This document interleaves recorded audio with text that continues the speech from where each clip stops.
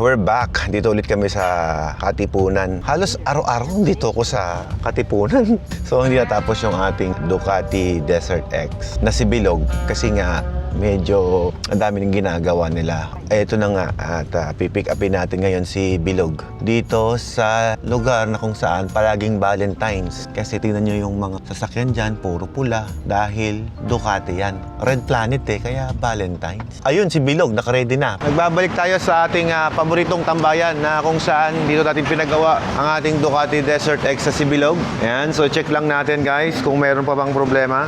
Nakita ko naman wala na siyang leak. May leak pa ba? Oh, wala na. Okay na siya. Okay na yung fork seal niyan. Dahil request ni Mrs. na makasama siya sa ride ko, babalik natin yung gulong niya. Talaga?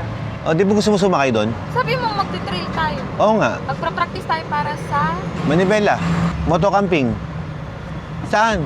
Yung ride sa Morocco. Sa Morocco. Oo nga pala. So may ride nga pala kami ng Morocco. May konting off-road. Iba-backride ko siya gamit yung Desert X natin.